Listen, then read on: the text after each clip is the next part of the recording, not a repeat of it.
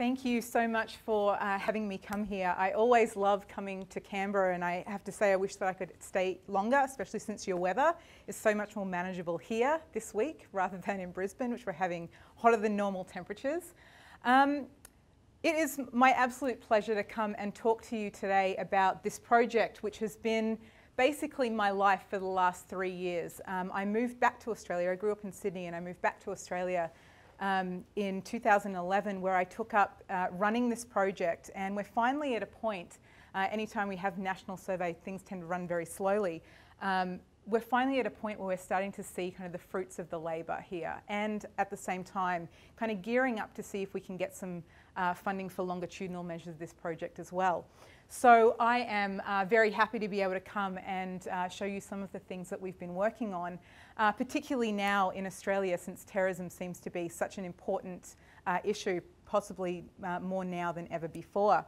In the introduction, it may seem like some of my research interests are quite different, but you'll see in this project and some of my other projects, the theme of kind of immigration, informal social control and collective action, or action in general, kind of runs through each and every one of my projects, regardless what the topic is, and you'll definitely see that today.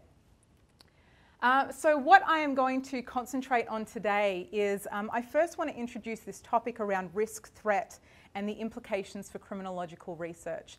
There are some very, very interesting developments around this idea of risk, particularly as it relates to national security.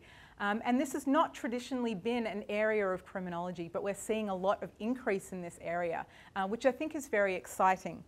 I'm also going to tell you about the survey in and of itself and how the data was collected. And I want to be able to draw from our major findings so far. Mostly that's going to be looking at fear and risk of a terrorist event.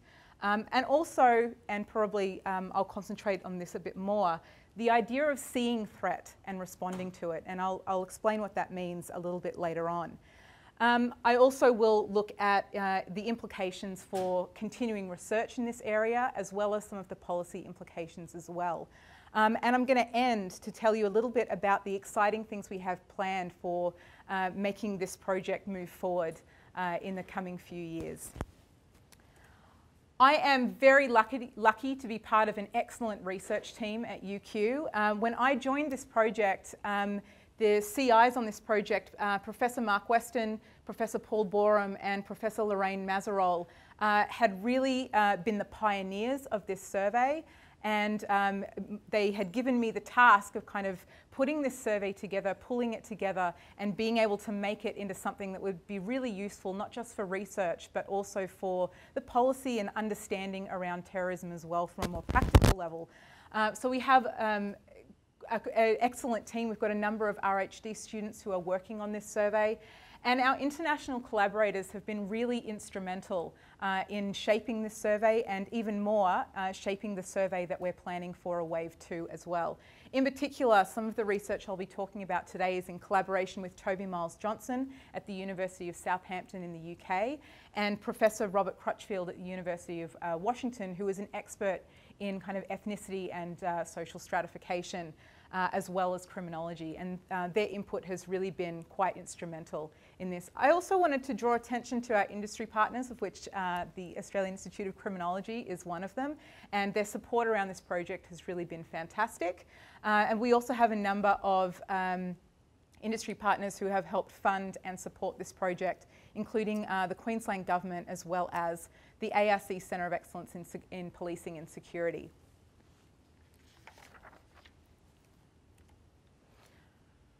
There is absolutely no question whatsoever that terrorism right now is probably one of the most important problems facing Australia as a nation.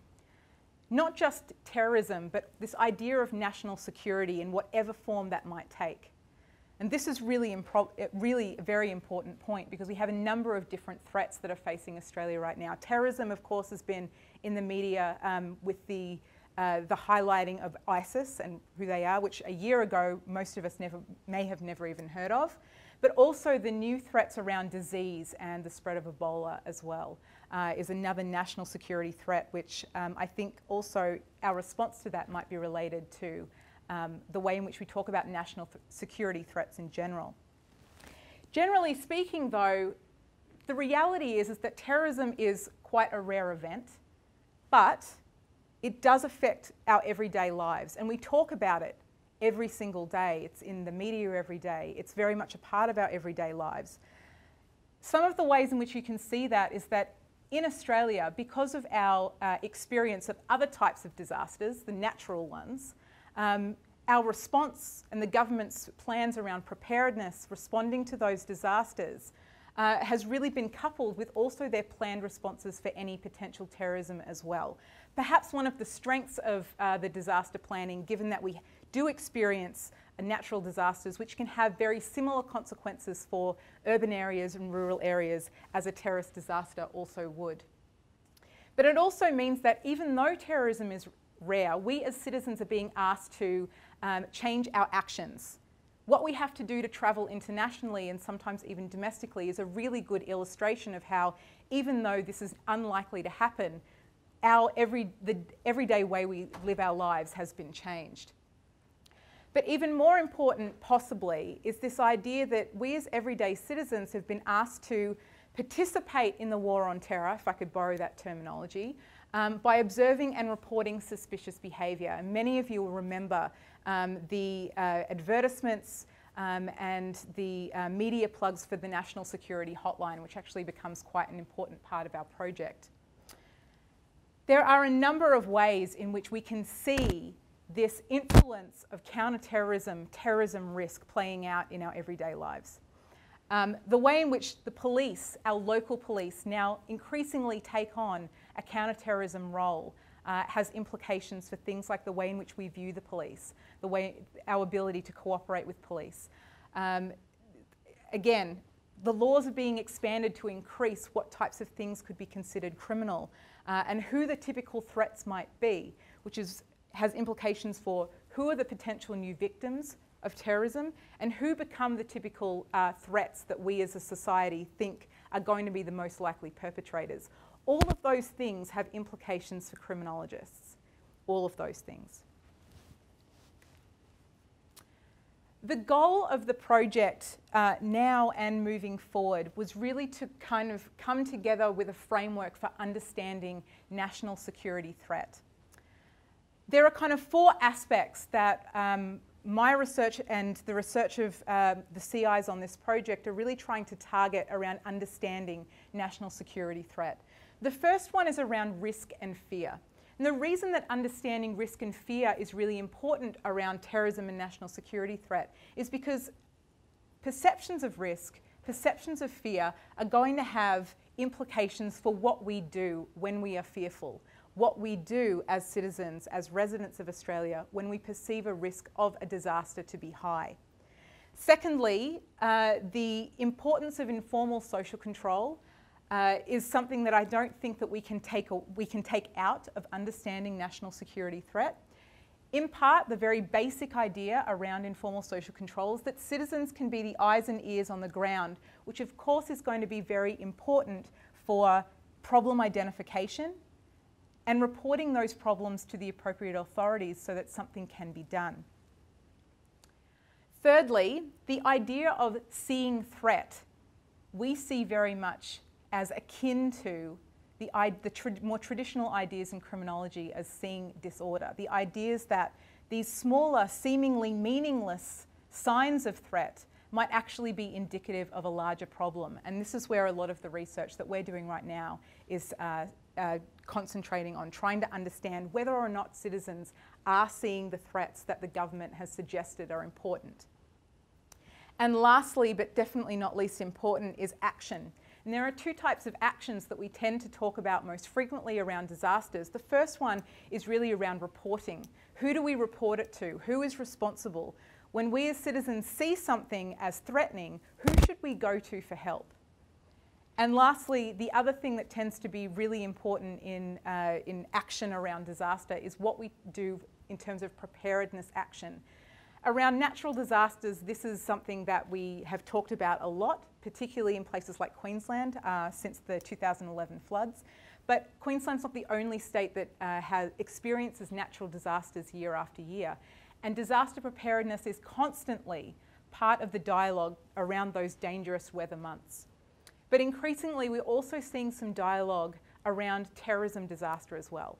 The fact that what we do to prepare for a natural disaster can also be very helpful to prepare in the case of a large-scale terrorism event as well. I'm going to talk about that a little bit more later on.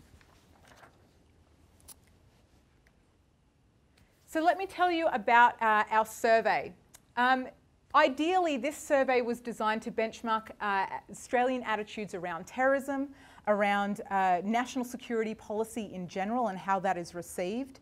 But there's also a lot of information in the survey that tries to gather data on crime and victimization, on policing, on government legitimacy and around political values. And in part because we see that all of those things might be relevant to trying to understand how people perceive threats and how they react to them.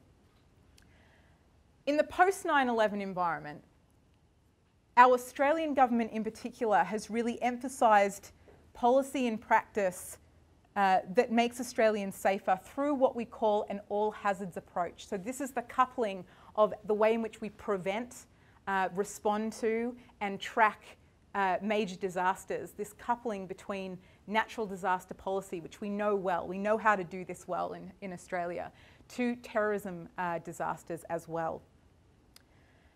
The survey in and of itself is designed to contribute to a number of different things.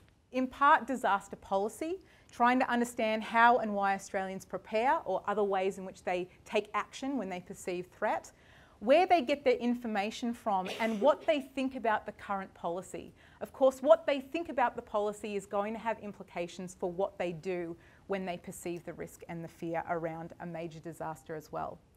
But it's also designed to contribute towards the criminological and sociological literature around terrorism and national security. As I mentioned, this is not a traditional area for criminologists, but there's a lot of different tools that we as criminologists have that are very and increasingly relevant to understanding national security policy and terrorism, especially since it's coming closer and closer to the inside of Australia, rather than something that just happens outside to other countries and not us. So it's really designed to develop theory around risk and fear, to understand social values and how they influence action, and then of course the perceptions of community and attitudes towards residents and civic responsibility, how embedded they are in society. I should also point out here that this was funded by an ARC Centre of Excellence in Policing and Security grant. The grant was actually a lot larger than $350,000, but that was the amount of money that it took in order to just pay for that large-scale national survey. So on your right-hand side, we've got the map of Australia there, and I've put the number of respondents in each state.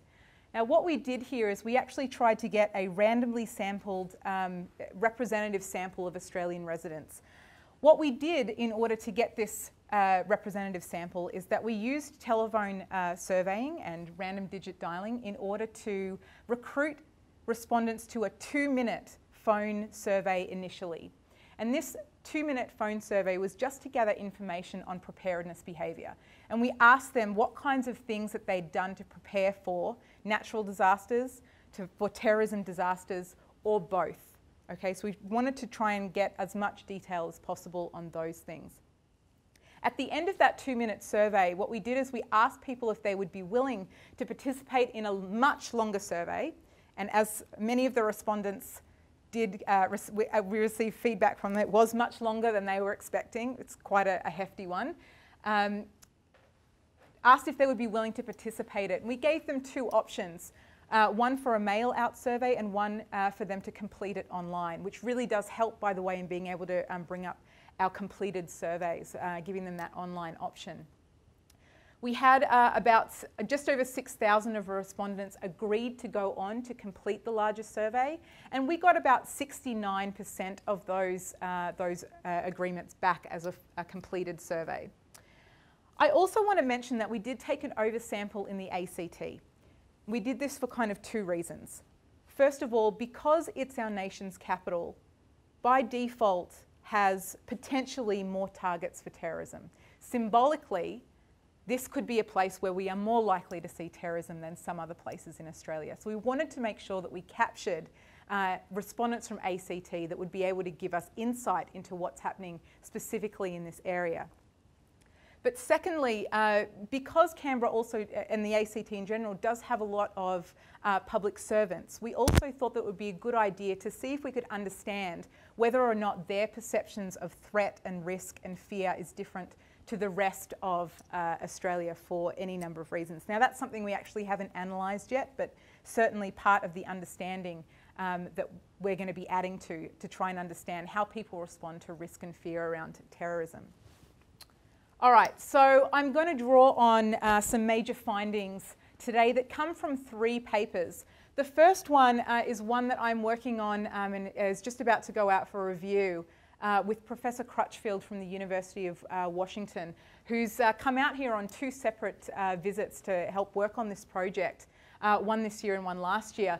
And most of the work that I've been doing with him is really to try and understand how people perceive the notion of others, ethnically different others, and in the Australian context, of course, that could mean a lot of different things. It could be related to immigration, it could be related to asylum seekers more specifically, it could be related to citizenship, or it could be related to traditional notions of ethnicity as well. But we're really interested in trying to understand those perceptions of others, perceptions and risk of fear of terrorism, and how it relates to perceived informal social control around national security. The second paper I am working on with my colleague Toby Miles-Johnson, and Harley Williamson has been working on this project as my recent research assistant for the last 2 years, and she's just about to complete her honours degree at the end of this week. We have been working on a paper that really looks at where people get information from and how that relates to their perceptions of fear and risk around terrorism, and then compare that to how they see fear and risk around natural disasters. That's going to be really important on the next slide.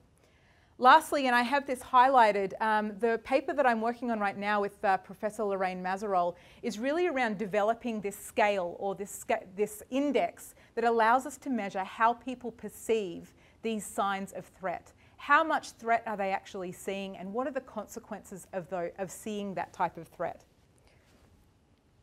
All right, so how much fear is there around a potential terrorist attack across Australia? As you can see here, the distribution for fear around terrorism and fear around natural disasters is really interesting. And it's interesting for a couple of reasons. First of all, terrorism being very, very rare, we would maybe expect people to be fearful of it because we don't have any direct recent experience of this type of disaster. Natural disasters, on the other hand, is something that Australians typically, even if they've only experienced it indirectly, are quite well versed in, okay? So it's very interesting that we've got kind of this subjective fear related to things that are not likely to happen, and more objective fear, things that have happened, will happen, and are likely to happen in our near future. But the same level of fear is associated. What's interesting about that is that when we measure risk, we do not see this pattern. People are very, very good at understanding that their level of risk for natural disaster is much, much higher than for terrorism.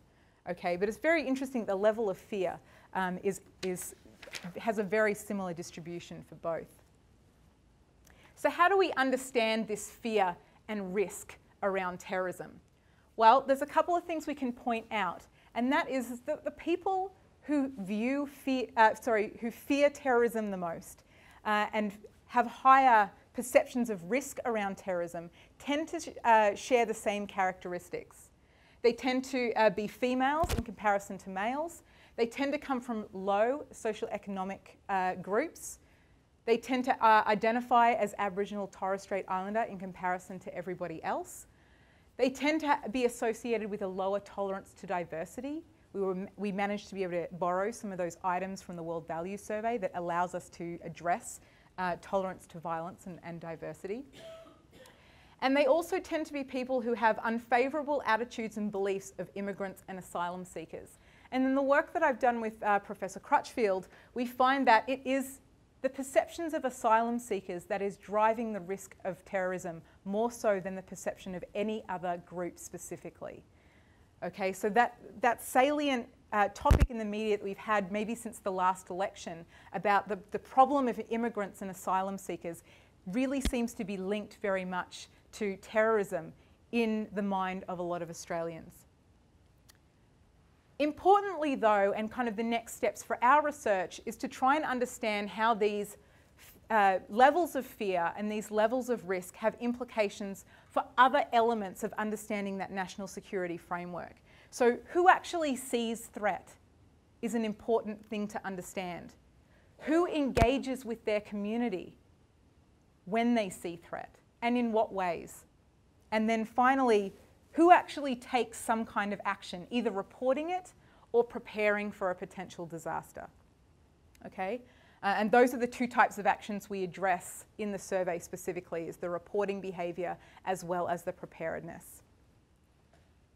So seeing threat and preparing disaster has really been what I've spent quite a bit of time on most recently trying to understand. But I want to take you back a little bit to traditional notions in criminology around the signs of disorder.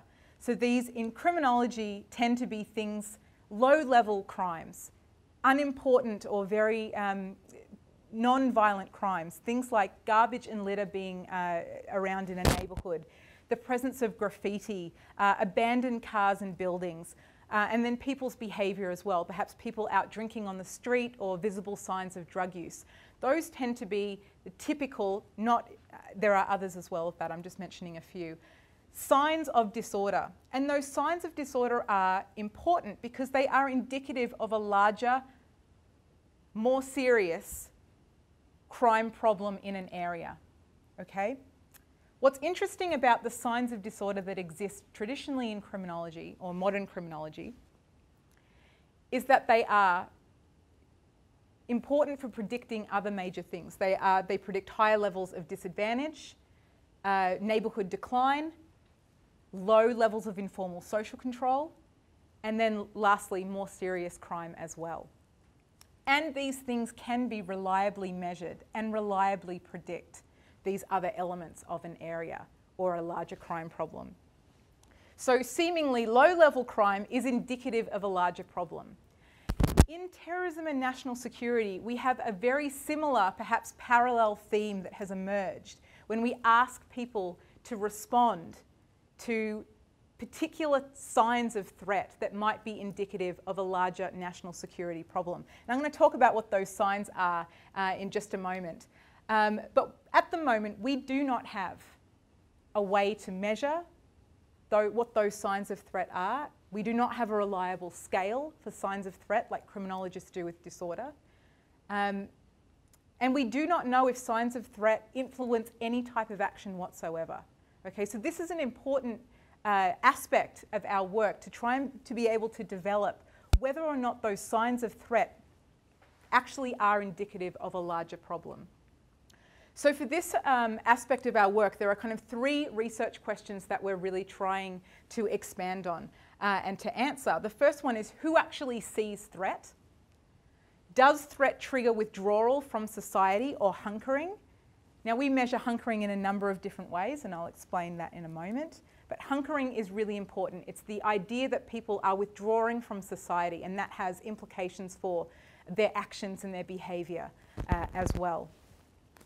And then lastly, does seeing threat influence some form of preparedness action, which is the type of action we're analysing first and foremost. The other part of this is that we really don't have any way of understanding whether or not those signs of threat really do resonate with the Australian population. And as you'll see on the next slide, some of these signs of threat are incredibly vague and by themselves might not be indicative, might not set off alarm bells for anybody. So these are things that we have drawn directly from the correspondence that the Australian federal government has put out to citizens around what they should be reporting to the National Security Hotline specifically, but what they should be reporting in general. And the first one is people taking photography of local structures and buildings that might be suspicious. The second one, vehicles being used suspiciously. Homes being used suspiciously.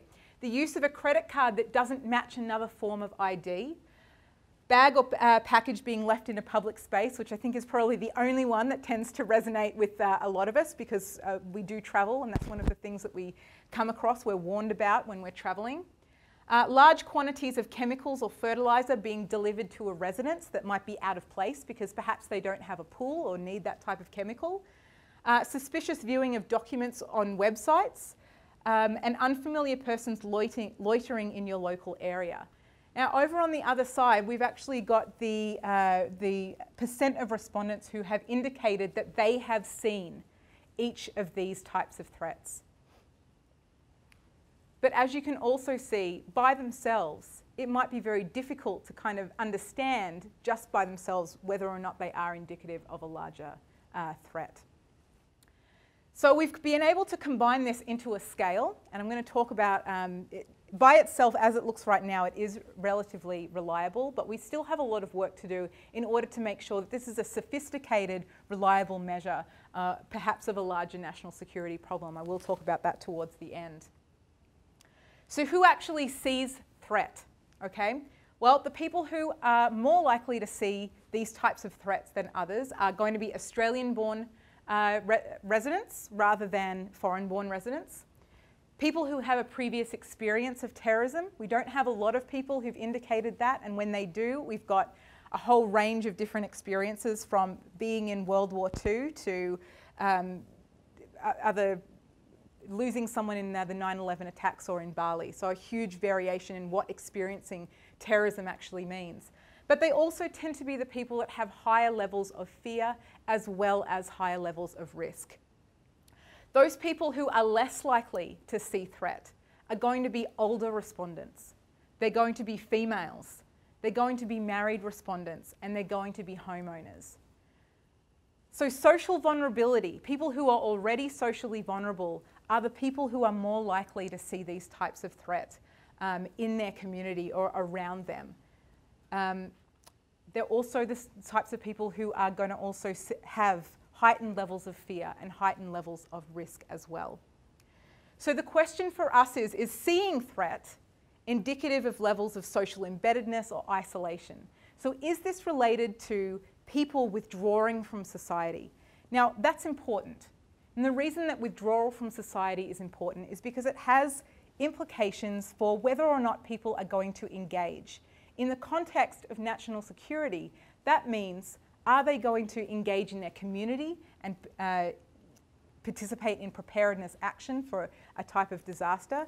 But perhaps more importantly, are they going to be able to report what they see to the police, to the National Security Hotline, to another authority that is responsible for tracking national security threat in Australia?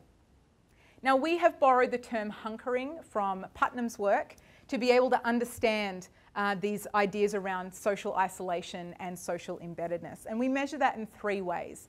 The first way is really a perception of social cohesion. So people who perceive their community to be cohesive tend to be people who are less likely to be isolated. We also have measured that in terms of how much contact people have with their neighbours. And lastly, how much trust they actually have in their neighbourhood residents. And we've taken those 3 measures from work by Sheepers and their colleagues, who have measured a very similar measures of hunkering in a similar way around other outcomes.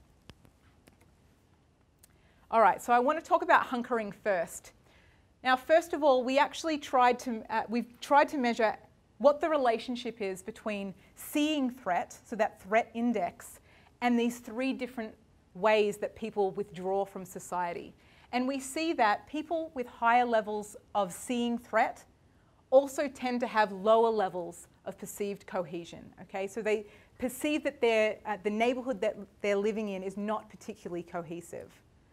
Secondly, people with higher levels of seeing threat, they actually have increased contact with their neighbours. What's interesting about this is that we don't really know at this point what that type of contact really means. So we need to do some more work around this.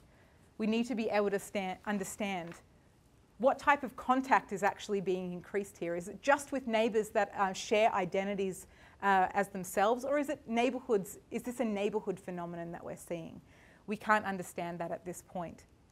And then lastly, people with higher levels of threat also tend to have lower levels of perceived neighbourhood trust. So the story here is unfortunately very complicated. Seeing threat could have potentially negative influences around social cohesion and around neighbourhood trust, but it potentially also has some positive influences around contact with neighbours, which in criminology we usually see as a good thing.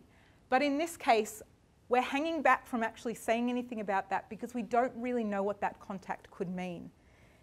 We don't really know what contact means in terms of the national security context. Does this mean that they're only increasing contact with people who are marginalised like themselves? That could have implications for a lot of different things. The way in which they prepare together, or the way in which they share resources with other members of the community. So we need to understand what that contact with neighbours actually means. The other outcome that we've looked quite a bit into at this point is the outcome of preparedness behaviour. Now, we collected a lot of information around preparedness, and we talk specifically and measured data on 6 specific things.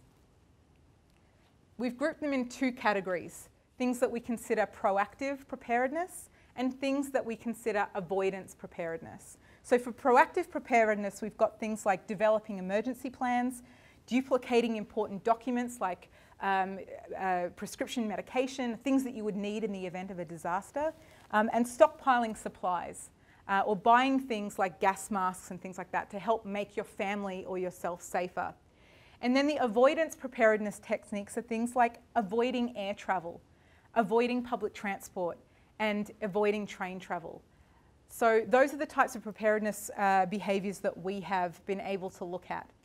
When we look at preparedness behaviour as a whole, so any type of preparedness action, we find that those who prepare in any form tend to be people who have higher levels of social cohesion. Okay, so they tend to perceive their neighbourhood to be a fairly cohesive place. They have more contact with their neighbours, okay? And they moderately worry about terrorism. They have moderate levels of fear of terrorism, which is really interesting. It's not people who have the highest levels of fear around terrorism that are doing these preparedness behaviours. But they also see levels of threat more than other people as well. However, when we break down the preparedness behaviours, what we also find is that the signs of threat are most strongly associated with those avoidance techniques, okay? So it's the avoidance preparedness that is linked to seeing threat. So I want you to hang on to that thought because I'm going to return to it in just a moment. The last part of action that I haven't talked about just yet is how people report, and this is the part we haven't explored in a lot of detail. But I wanted to give you a little bit of a preview on what we've found so far. This is just a distribution of the types of places that people say that they would report suspicious behaviour to. As you can see, we've got the local police, which is the most favourable place of reporting. This is not particularly surprising, given that that is often the first place of call for anything that goes wrong for a lot of residents.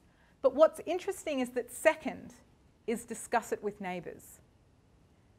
And that's more common than actually reporting to the National Security Hotline, which is the third most important one for citizens in Australia. What I think is interesting about this, and what we're going to be very excited to try and uncover around this reporting behaviour, is this may indicate this idea that people are really discussing these problems with their neighbours, that informal social control really does play a very important role in how people perceive perceive national security as a problem, perceive types of threat, and then what they choose to do about it afterwards. So what are the implications for research here? Well, there's a couple that I want to hit on. The idea that socially vulnerable people are those that tend to have both higher levels of risk and fear, but they're also the most likely to see these signs of threat. So this is something that our vulnerable people feel additionally vulnerable around the idea of threats to our national security as well. There's a couple of things that we need to understand about this vulnerability. First of all, is it because they're most likely to see signs that are indicative of a larger problem? That's one important question. We don't know this yet. Or are they more likely to have some implicit bias in seeing threat? There's been a lot of research recently that has looked at the implicit bias in a lot of different areas of criminology, who victims are, who are the crime perpetrators and what to do about it, that suggests that this implicit bias towards particular groups, particularly those groups that are marginalised, has a lot to do with how we understand crime and problems in our community. Are we seeing the same thing happen here in the national security context is an incredibly important question to answer. The reason we care about vulnerable groups so much, though, in addition to that, is that they're the ones that are most likely to have the lowest levels of trust of authorities as well. So this has some real implications from a policy perspective on how those perceptions of threat are actually then passed on to the people who can then mitigate it.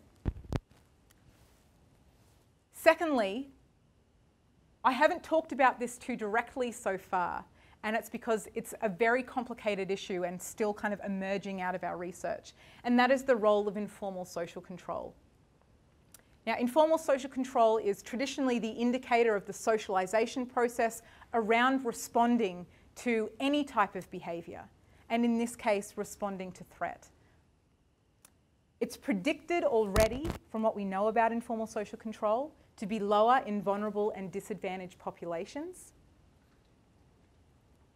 But we also know that informal social control and formal control, that of the police, formal authorities, have to go hand in hand in order for problems to be solved effectively. Those two things are incredibly important to work together. So maximising informal social control should allow civilians to be the eyes and ears of the police on the ground. They're the ones that are observing things. They're the ones that will be able to relate that information to the police. So how perceptions of informal social control influence action around threat and reporting, as well as preparedness, is an increasingly important research question that we need to be able to understand more carefully. We're going to be able to do that a lot better when we get some longitudinal data around perceptions of terrorism and what people are actually doing, especially in light of the more recent trends in what we're hearing about terrorism and the salience of this group, ISIS, that has really been very much a part of the media in the last few months. I also want to point out two implications for policy. This, so far, is the absolute first measure that we've got in Australia, and we think at this point worldwide, of a perceived threat to the community in the national security context. So we need to be able to reliably understand whether or not it is indicative of a larger national security problem. And we need to understand how reliable this is of the extent of that threat, okay? But importantly, we also need to understand, is this scale, these signs of threat that we've gathered from government documents on what people should be reporting, are these the things that people actually do report? Or are they reporting another set of signs of threat that we haven't picked up on yet? In order to do that, we really need to be able to understand, kind of compare what we've measured in our survey to what's been measured in things like police documents, as well as the National Security Hotline. And I know that we've been trying very hard, and will continue to try very hard to try and get some information from the National Security Hotline so we can validate that scale. This is really important because it's going to be important that we improve the sophistication of this scale. That scale can then be used to help understand where the larger national security problems might be occurring and whether or not there's a spatial context to those national security problems. The last thing that I wanted to point out is around policy is certainly around preparedness behaviour. So seeing threat, as I mentioned, definitely increases any type of preparedness behaviour, but it tends to be the avoidance or fear-based preparedness behaviours rather than proactive ones. So fear of terrorism increases preparedness, but not in the most practical or positive way. And that's an incredibly important finding, because what I think the ideas around how people should prepare really have not been around avoiding places or avoiding types of travel. It's really been on those proactive types of preparedness, but that message is certainly not translating into behaviour in the Australian population from what we can see from our data. So that's something important that we need to consider as well moving forward in terms of policy. So there's priorities for future research. There's a number of them that we are pushing at the moment. And the first one is definitely validating that perceived threat, signs of threat scale. So how similar are these perceptions to what is reported in the National Security Hotline is something that we're going to be focusing on and trying to get our hands on that type of data in the next few months. Now this is, again, going to be useful because it will help us reliably measure whether or not it's an indicator of a larger problem. Potentially, any early signs of radicalisation. Now, we cannot measure radicalisation in our survey, but the idea around being able to measure whether or not there's a larger security problem is certainly related to the ideas around potential radicalisation. Secondly, we are going to be putting in a grant next year to try and get funding to do Wave 2 of the National Survey. We figure now's as good a time as any, probably, to ask for funding around anything to do with terrorism. There's a number of things that we want to be able to do. We want to be able to expand on the measure of threat. We understand that threats to national security can actually take a lot of different forms. My collaborator and co-CI on Wave 2 of this project is a political scientist, Dr. Matthew McDonald at UQ. And from his perspective, he's been very helpful to this project because from his view, these ideas of threat go beyond just terrorism and they go beyond just disasters in general. So we're hoping that we can also expand that measure to look at environmental threats as well as threats to the nation's health as well. We also want to be able to measure longitudinally attitudes towards threat, towards government and law legitimacy over time. One of the really important things around this is that we are going to be able to understand, because this survey was done in 2011, we'll be able to understand how perceptions of fear around terrorism, what people do about it, and how people perceive the government's role in trying to mitigate that terrorism risk has changed since ISIS became front and centre to the way in which we talk about terrorism right now in Australia. So that's very exciting to be able to see how things have changed given the changing politics around terrorism is really interesting to us. One of the things that we're doing that we think is actually going to be very difficult, but if we can pull it off, really important, is trying to understand how people actually conceptualise who are the threatening people in our society. We've actually developed, and Toby Miles-Johnson at the University of Southampton has really been the one that's been driving this part of the survey, some quasi-experimental vignettes where we're going to be able to alter certain characteristics of people in vignettes to see whether or not their responses towards the scenarios, the threat scenarios in their community are changed based on, say, characteristics of gender, characteristics of ethnicity, characteristics of behaviour. In trying to understand how people respond to threat or how people conceptualise who are the most threatening groups. This is going to help us increase our understanding of how victimization occurs, particularly as it relates to the national security context, but also improve our sample. We're hoping to be able to do this to capture vulnerable groups. One of the things that we were not able to do in Wave 1 is really take a good sample of some of the more vulnerable groups in Australia. So we do not have a very good sample of, say, Muslim Australian residents. We do not have a huge sample of immigrants in and of themselves. We want to be able to improve on that.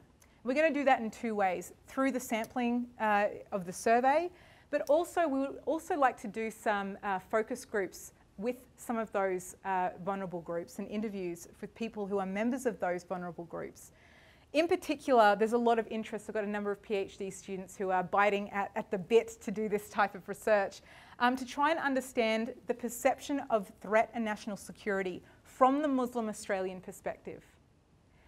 Because they are often going to be seen as the most likely perpetrators of terrorism in the Australian context, we also think that it's very important to understand how they approach, how they perceive the elements around national security, responding to national security, and what they do about it when they see something that is threatening.